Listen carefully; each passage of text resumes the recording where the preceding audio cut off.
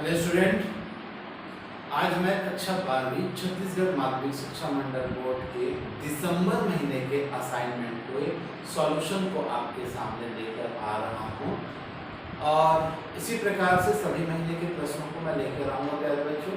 तो आज का हमारा जो दिसंबर महीने का असाइनमेंट का जो पहला क्वेश्चन है वह है पार्श्विक विस्थापन किसे कहते हैं, इसके लिए व्यंजक निम्न कीजिए।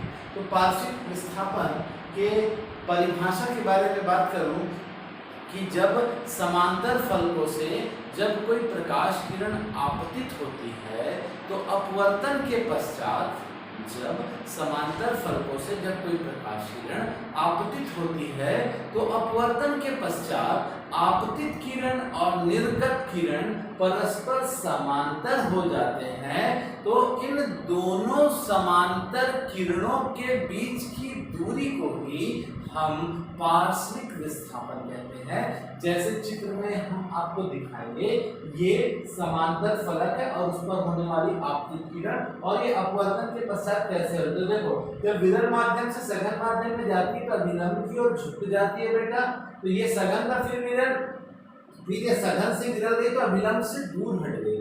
डार्क रेस को देखो, डार्क किरण को देखा, फिर बताया ये काल्पनिक किरण बिना विचलन के इसको खींच दिया इस प्रकार से, ठीक है।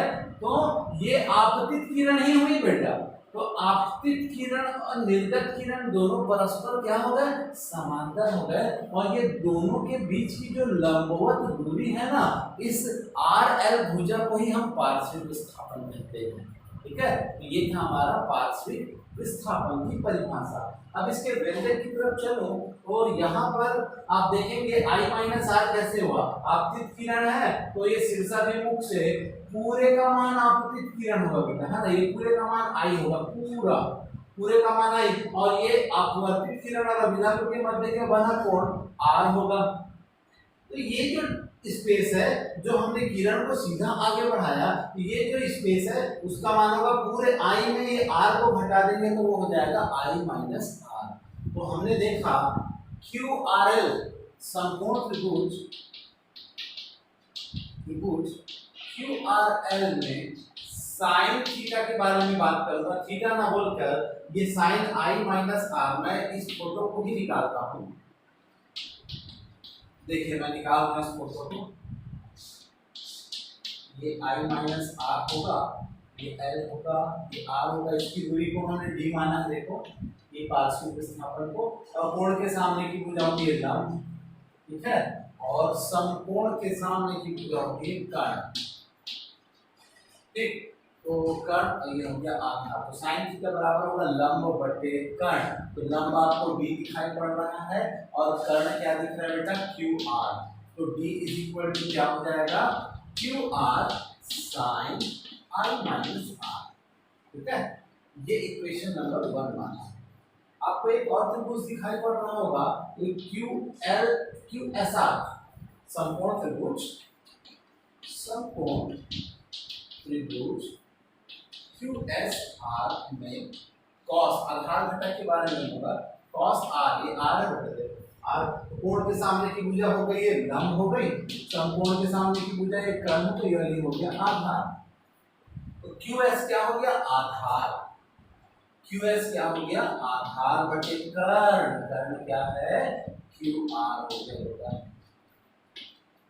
ठीक, आधार बटे कर्ण। अगर हम चाहें तो इस चित्र को भी हम निकाल सकते हैं, QS R, आप देखेंगे कोण के सामने की भुजा लंब, समकोण के सामने की भुजा कर्ण, और ये क्या बचा बेटा, आधार।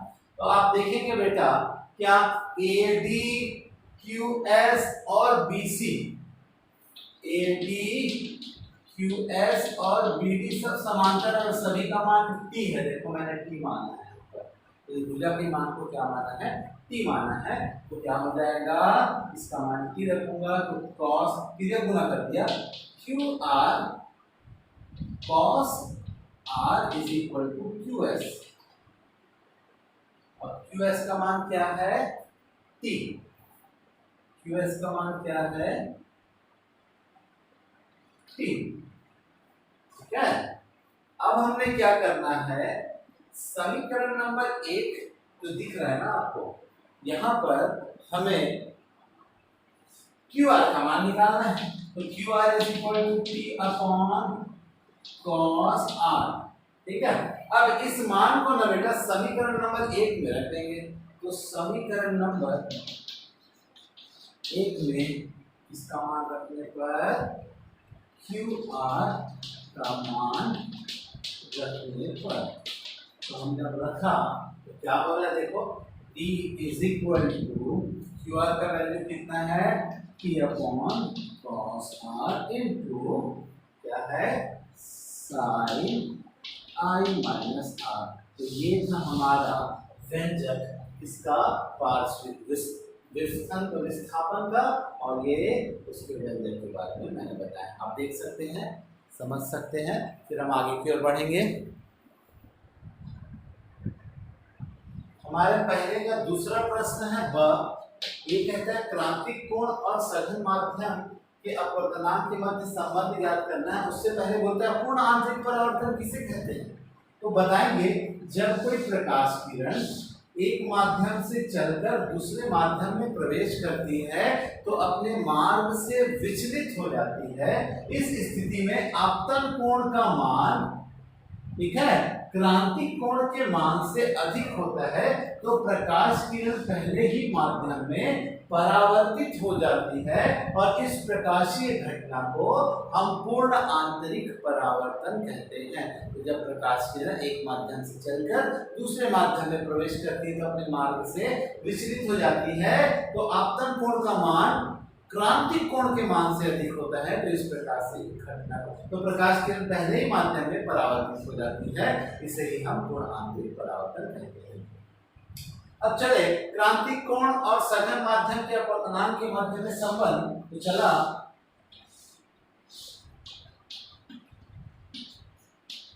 ये क्रांतिक कोण है जिसको IC से रिप्रेजेंट करते हैं। ये था हमारा सघन माध्यम, और ये क्या होता है, विरल माध्यम। सघन को D से रिप्रेजेंट करते हैं और विरल को रेयर R से रिप्रेजेंट करते हैं बेटा। तो हम जानते हैं स्नेल के नियम से, स्नेल का नियम क्या होता है, mu is equal to sine I upon sine R. तो म्यू क्या हो जाएगा, पहला माध्यम क्या था, सघन माध्यम, दूसरा माध्यम क्या था, विरल माध्यम। तो म्यू डी म्यू आर भी कर सकते हैं इसको। अब यहाँ पर हमने जब मान रखा तो क्या हो जाएगा, साइन आई सी अपॉन साइन 90, साइन आई सी अपॉन साइन 90। और चूंकि साइन 90 का मान क्या होता है बेटा 1, इसलिए mu is equal to sine क्या हो जाएगा, आई सी हो जाएगा। और चूंकि हम जानते हैं, इसको हम लिख देते हैं क्या है, D mu R D mu R D mu R, ठीक है, क्योंकि सघन से विरल जा रहा है, सघन माध्यम के सापेक्ष। और हम जानते हैं क्या, उत्क्रमणीयता का सिद्धांत के सिद्धांत से क्या होता है, उत्क्रमणीयता का सिद्धांत R mu D is equal to 1/डी म्यू आर, ठीक है। ये उत्क्रमणीयता का सिद्धांत से होता है बेटा। तो हमारे पास डी म्यू आर का मान रखा हुआ है, उसे रख देंगे यहाँ पर। तो R mu D is equal to 1/साइन आई सी। तो क्या हो जाएगा, R mu D is equal to 1/साइन I C is equal to होता है कॉसेक आई सी। तो ये होता है इसके माध्यम में क्रांतिक कोण और सघन माध्यम के अपवर्तनांक के मध्य में संबंध। ये था पहले का दूसरा क्वेश्चन, देख सकते हैं। फिर हम आगे की ओर बढ़ेंगे।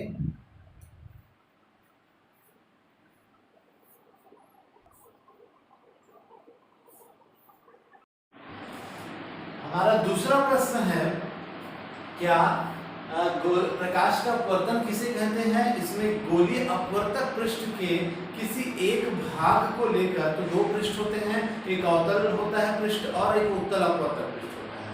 तो किसी एक पृष्ठ को लेकर हमको क्या करना है, सिद्ध करना है n2/v - n1/u = n2 - n1/r, जहाँ यहाँ प्रतीकों का सामान्य अर्थ है, अर्थात u का मान होता है वस्तु से पृष्ठ की दूरी, v का तात्पर्य होता है प्रतिबिंब से पृष्ठ की दूरी, और r का मतलब होता है वक्रता त्रिज्या, और n1 और n2 का क्या कहा है, अपवर्तनांक। तो प्यारे बच्चों, ज्यादा विलंब नहीं करते हैं, चित्र को देखते हैं। चित्र को मैं समझाने का प्रयास करता हूँ कि जब वो बिंदु वस्तु होती है, जब पहली प्रकाश किरण जब उसके ध्रुव से होकर गुजरती है तो बिना अपवर्तन के उसी ही माध्यम में, दूसरे माध्यम में अपवर्तित हो जाती है। फिर बताया जब दूसरी प्रकाश किरण जब चलती है तो वह सघन विरल से सघन जाती है, तो अभिलंब की ओर झुक जाती है, जैसे दिखाई पड़ रही है अभिलंब है, इसकी ओर झुकी है बेटा। तो आपतित किरण और अभिलंब के मध्य बनने वाला कोण क्या, आपतन कोण, और अपवर्तित किरण और अभिलंब के मध्य बनने वाला कोण अपवर्तन कोण चित्र में हमें दिखाई पड़ रहा है। फिर हमने देखा, मान लेते हैं कोण, वस्तु के सापेक्ष जो कोण बन रहा है अल्फा, प्रतिबिंब के साथ जो बन रहा है उसे कह रहा हूं बीटा, और जो अभिलंब के या वक्रता केंद्र के साथ बन रहा है उसे कह रहा हूं थीटा।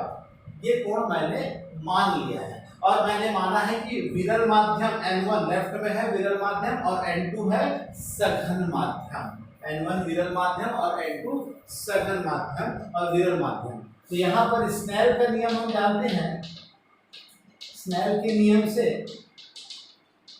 n2 अपॉन दूसरे माध्यम के सापेक्ष पहले माध्यम का अपवर्तनांक is equal to sine I upon sine R. यानी बच्चों, अगर यहाँ पर केवल म्यू दिया रहता, केवल म्यू दिया रहता तो क्या होता, यहाँ पर केवल म्यू लिखते। यदि म्यू1 म्यू2 लिखा रहेगा तो म्यू2 अपॉन म्यू1 लिखेंगे। याद रखिएगा, 3 प्रकार से पूछता है इस प्रश्न को, इसलिए विचलित नहीं होना है यहाँ पे, ठीक है बेटा। तो हम क्या करेंगे, क्योंकि साइन आई और साइन आर का मान बहुत ही छोटा होता है, इसलिए साइन आई को आई के जगह और साइन आर के बदले आर लिखेंगे। तो n2 upon n1 is equal to I upon R. सीधे गुना किया बेटा, तो क्या मिला हमें, तो क्या हो जाएगा, n2r is equal to n1i। ये समीकरण नंबर 1 हुआ। इस समीकरण 1 के आधार पर हमें क्या करना है, I और R का मान चाहिए, और I और R का मान चाहिए तो मेरे पास दो त्रिभुज दिख रहे हैं, OMC जो मैंने निकाल दिया है, OMC दिख रहा है, बहिष्कोण दिखाई पड़ रहा है जो बाहर में होता है। तो बताया त्रिभुज OMC में बहिष्कोण प्रमेय से, बहिष्कोण प्रमेय से क्या हो जाएगा बेटा, I is equal to alpha plus theta. बहिष्कोण का मान शुद्ध रहता कोणों के योग के बराबर होता है। तो ये I का मान तो इजीली निकल गया हमारे पास। इसी प्रकार त्रिभुज IMC जो दूसरा बनाया वहां से निकाला हूं ना, देखो IMC दिख रहा है बेटा, बहिष्कोण थीटा दिखाई पड़ रहा है। यहाँ पर देखिए theta is equal to r plus beta, तो r का मान चाहिए तो theta minus beta is equal to r। ये समीकरण नंबर 3।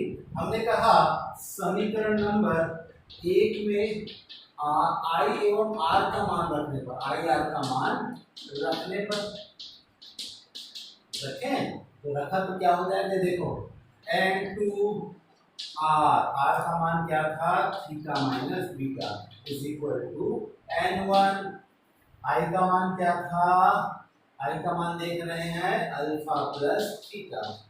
ठीक है बेटा। अब यहाँ पर थीटा बीटा अल्फा ये सब क्या है, कोण। तो हम जानते हैं कोण बराबर चाप बटे त्रिज्या से, कोण बराबर चाप बटे त्रिज्या। तो देखिए जितना भी कोण है, तो यहाँ से अगर मैं बोलूं अल्फा कोण के बारे में बात करूं तो ये कोण का बिंदु है, तो ये कोण हुआ, चाप ये होगा MP या PM, चाप बटे त्रिज्या। तो यहाँ से उसके जो पॉइंट आउट है जहां पर चाप कट रहा था उसके ध्रुव की दूरी को ही उसकी त्रिज्या कहेंगे। तो अल्फा कोण के लिए बोलूंगा तो चाप यही होगा MP बटे त्रिज्या OP। अगर बीटा कोण के लिए बात करूंगा तो चाप तो MP ही होगा, लेकिन त्रिज्या क्या हो जाएगी PI। जिस बिंदु पर रखते हैं ना बेटा पॉइंट, उस बिंदु से ध्रुव के बीच की दूरी। अगर थीटा कहूंगा तो PC इसकी त्रिज्या हो जाएगी, लेकिन चाप तो सबके लिए MP ही होगा। तो देखते हैं, मान निकालते हैं और मान रखते हैं। तो थीटा बराबर क्या होगा, देखो पहले अल्फा बराबर MP बटे क्या होगा OP। थीटा के बाद अल्फा के बाद बीटा बराबर क्या होगा, एम पी बटे क्या हो जाएगा, पी आई। और थीटा बराबर क्या होगा बेटा, थीटा बराबर होगा एम पी बटे क्या, पी सी। ये देखिए आ रहा है समझ में। अब इसके लिए हमें क्या करना पड़ेगा, ये मान को समीकरण नंबर 4 में रखना पड़ेगा। तो बताया इन मानों को समीकरण नंबर 4 में रखने पर रखें तो देखो, ये देखिए एन टू तो वैसे ही रहेगा, क्या हो जाएगा, थीटा का मान क्या है, M P upon P C, M P upon P C minus beta का मान M P upon P I, M P upon P I उसका मान एन वन। ठीक है बेटा, थीटा अल्फा का मान क्या है, M P upon O P, M P upon O P minus plus theta का मान क्या है, M P upon P C. ये हो गया। अब एक चीज देख रहे हैं, सभी के अंश में एलएचएल और आरएचएल दोनों के अंश में हमको क्या दिख रहा है, एमपी कॉमन दिख रहा है, तो मैंने एमपी कॉमन ले लिया बेटा। तो क्या बचा, N2PC गुणा भी कर दिया, N2PI N1OP माइनस N1PC। अब देखो चित्र को देखेंगे, OP बराबर U, क्योंकि वस्तु से लेंस या दर्पण के बीच की, दर्पण के ध्रुव के बीच की दूरी है, अवतल पृष्ठ की दूरी क्या होती है, U कहलाती है। क्योंकि लेफ्ट हैंड में है बेटा, इसलिए चिन्ह परिपाटी से माइनस हो जाएगा। इसी प्रकार से PI को देखो, वस्तु से प्रतिबिंब से उसके पृष्ठ की दूरी अर्थात ध्रुव के बीच की दूरी को हम V कहते हैं, क्योंकि वो दाईं ओर है इसलिए क्या होगा, धन होगा। और ध्रुव से वक्रता केंद्र की दूरी को ही वक्रता त्रिज्या कहते हैं, क्योंकि ये भी दाईं ओर है, इससे चिन्ह परिपाटी के नियम से ये भी R पॉजिटिव होगा। अब सब मान को रख देते हैं, तो N2 अपॉन PC मतलब R, ठीक, is equal minus N2 upon PI मतलब V is equal to N1 upon OP, OP का मतलब क्या हुआ, फिर से U, ठीक, माइनस N1 अपॉन PC का मतलब R। तो R को एक तरफ ले आते हैं बेटा, और क्या करते हैं हम, इसके मान को क्या करते हैं। ठीक है, चलते हैं।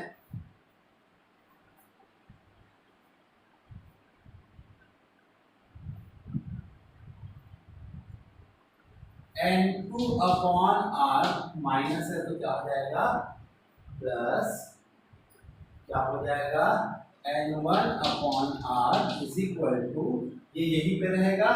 और यहाँ आप देख पाएंगे क्या, यहाँ आपको दिखाई पड़ रहा है माइनस है तो उस तरफ चला क्या जाएगा, तो क्या हो जाएगा, प्लस। अब हमने देखा तो ये क्या करेंगे बेटा, हमने मान रख दिया, तो अब हम क्या करते हैं, ये जो धन था ये इधर आएगा तो क्या हो जाएगा, ऋण हो जाएगा।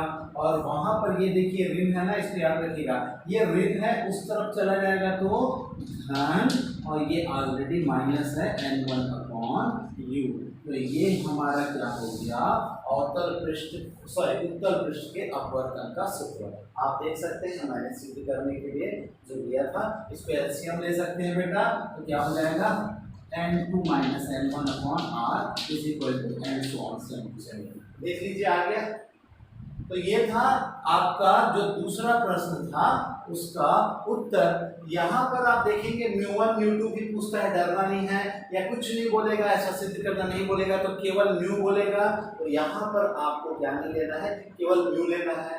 अगर n1 n2 बोलेगा तो ऐसा लेना है, μ1 μ2 बोलेगा तो μ1 μ2 लेना है। बाकी प्रोसेस आप देख सकते हैं, उम्मीद करता हूँ समझ में आना होगा। देख लीजिए